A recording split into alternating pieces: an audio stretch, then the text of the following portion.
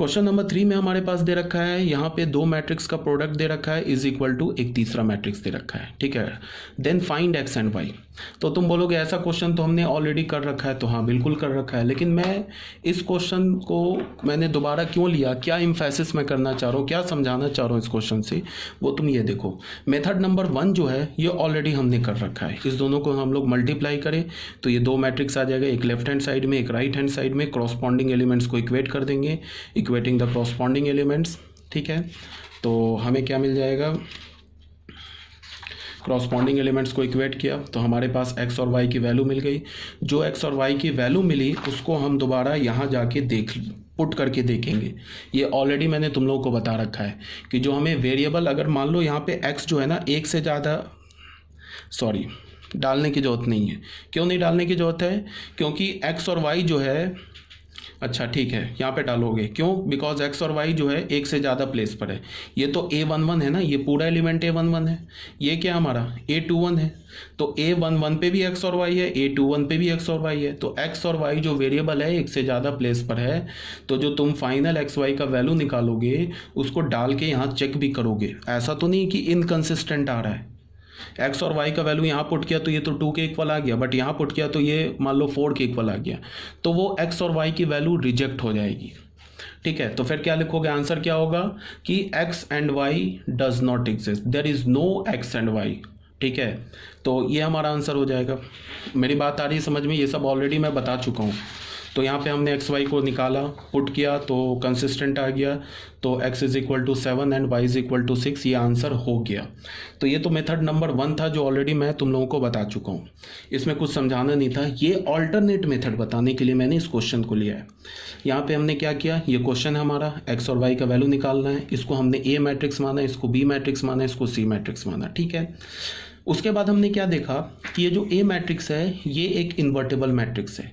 तो invertible matrix कैसे पता चला, इसका डिटर्मिनेंट क्या है, -1 नॉट इक्वल टू 0, तो इसको a माना, इसको b माना, इसको c माना, ये इन्वर्टेबल है, ठीक है। a इनवर्स एग्जिस्ट, हमारा ये इक्वेशन किस में कन्वर्ट हो गया, ab is equal to c में, तो अब हमने a इनवर्स से प्री मल्टीप्लाई कर दिया, तो हमें क्या मिल गया, a inverse ab is equal to a inverse c।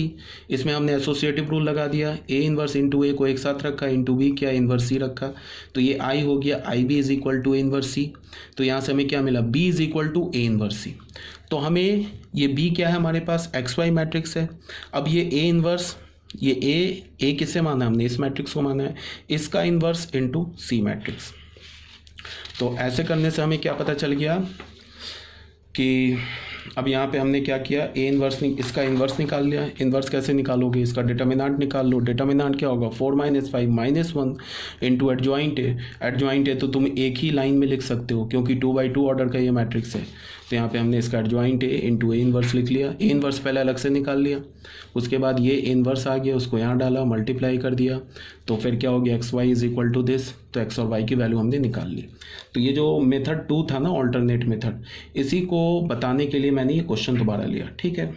एक और आ जाओ, क्वेश्चन नंबर 4 में आ जाओ। ये भी सेम टाइप का क्वेश्चन है, ये ऐसे दे रखा है, this into this a matrix. यहाँ पे 2 मैट्रिक्स था ना, इसमें क्वेश्चन नंबर 1 में क्या था, 2 ही मैट्रिक्स था हमारे पास।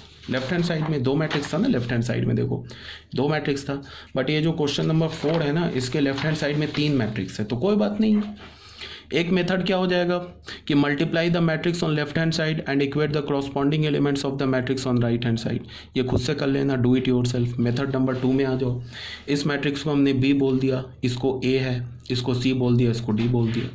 अब हमने क्या किया कि b का हमने डिटर्मिनेंट निकाला, नॉट 0, c का डिटर्मिनेंट नॉट 0, तो b inverse c inverse exist करेगा। तो ये जो मैट्रिक्स का इक्वेशन किस में कन्वर्ट हो गया, bac is equal to d में कन्वर्ट हो गया। अब हमने क्या किया, b से प्री मल्टीप्लाई कर दिया, c से पोस्ट मल्टीप्लाई कर दिया। ऐसा करने पे क्या हो गया कि a लेफ्ट हैंड साइड में a मैट्रिक्स बच जाएगा और राइट हैंड साइड में क्या बचेगा, b inverse into d into c inverse, ठीक है। आई थिंक ये सब आपको क्लियर होगा। अब मैं इसे कैलकुलेट नहीं कर रहा हूँ, ऑलरेडी PDF है तुम लोगों के पास, तुम खुद से कैलकुलेट कर सकते हो, ठीक है। तो यहाँ पे हमारे पास डायरेक्ट मैट्रिक्स क्या बच गया, a is equal to b inverse d into c inverse. अब b जो है ना हमारा एक 2x2 ऑर्डर का मैट्रिक्स है, c भी हमारा 2x2 ऑर्डर का मैट्रिक्स है, तो इनवर्स बहुत ईजिली निकल आएगा। निकाल लिया इनवर्स, फिर a किसके इक्वल होगा, बी इन्वर्स यहाँ पे है, डी मैट्रिक्स गिवन है, फिर सी इन्वर्स निकाला, मल्टीप्लाई किया, हमारा आंसर आ गया। ए का वैल्यू क्या आ गया, ये दिस आ गया, तो ये सीधे मैट्रिक्स ए आ गया। ठीक है, ये सब क्वेश्चन तो बहुत इजी था, ये आप लोग कर लोगे, कोई प्रॉब्लम नहीं है। क्वेश्चन नंबर 5 में आ जाओ। क्वेश्चन नंबर 5 वही बात है, इसमें फिर x u y v W का वैल्यू निकालना है। यहाँ पे दो मैट्रिक्स दे रखा है, ये 3x3 ऑर्डर का मैट्रिक्स है। Do it your self from both the methods, दोनों मेथड से सॉल्व करो। इसको जब तुम इसका डिटर्मिनेंट निकालोगे तो ये क्या हो जाएगा, एक तो होगा कि सीधे इसको मल्टीप्लाई कर लो, क्रॉसपॉन्डिंग एलिमेंट्स को इक्वेट कर लो, एक्स यू वाई वी डब्ल्यू जेड का वैल्यू निकाल लो। एक तो मेथड नंबर 1 हो गया। दूसरा मेथड क्या है कि तुम इसका डिटर्मिनेंट कैलकुलेट करो, नॉट इक्वल टू 0 आएगा। फिर क्या करो, इसके इनवर्स से दोनों साइड मल्टीप्लाई कर लो, ये मैट्रिक्स बच जाएगा। या राइट हैंड साइड में मैट्रिक्स को कैलकुलेट कर लो, सीधे x u y V Z W का वैल्यू निकाल लो। ठीक है, तो ये था हमारा क्वेश्चन नंबर 5। आई थिंक आपको क्लियर होगा। अगर नहीं समझ में आ रहा है, नहीं सॉल्व हो रहा है तो पूछ लेना, मैं सॉल्व करके तुम्हारा दोबारा वीडियो बना के तुम्हें एक एक कोफैक्टर निकाल के एक एक मल्टीप्लिकेशन दोबारा दिखा दूंगा, और इससे ज़्यादा मैं क्या कर सकता हूँ। ठीक है।